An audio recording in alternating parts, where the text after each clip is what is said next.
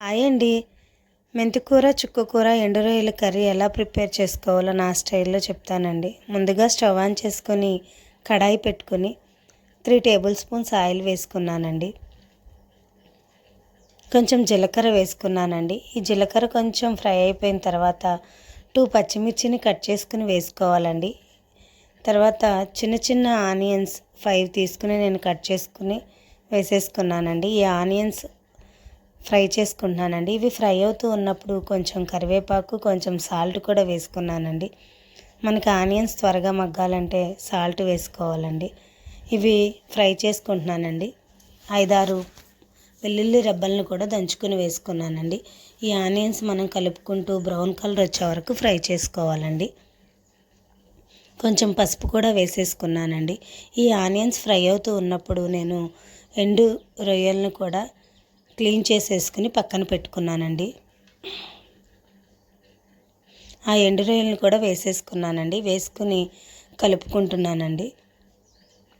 తర్వాత నేను చుక్కకూర, మెంతికూరని క్లీన్ చేసుకుని కట్ చేసుకుని పక్కన పెట్టుకున్నానండి. ఆ ఆకుకూరలు కూడా వేసేసుకున్నానండి. మనకి చుక్కకూరలో వాటర్ కన్సిస్టెన్సీ ఎక్కువగా ఉంటుంది కాబట్టి మనకి ఆ వాటరే సరిపోద్దండి. కానీ మేము టమాటాలు ఏమీ యాడ్ చేయము కాబట్టి చింతపండు పులుసును కూడా పోసుకుంటున్నానండి. ఒకసారి కలిపేసేసుకుని లిడ్ పెట్టేసుకున్నానండి. మనకి నాన్ వెజ్ కర్రీస్ కంటే ఈ కర్రీ చాలా టేస్ట్గా ఉంటుందండి.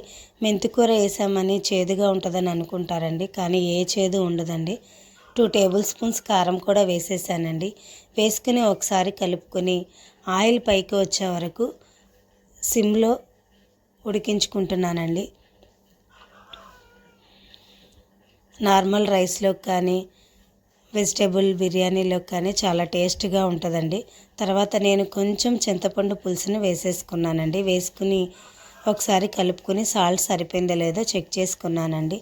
లాస్ట్లో కొంచెం కొత్తిమీర కూడా వేసేసుకున్నానండి. ఈ కర్రీ చాలా టేస్ట్గా ఉంటుందండి. ఒకసారి ట్రై చేయండి.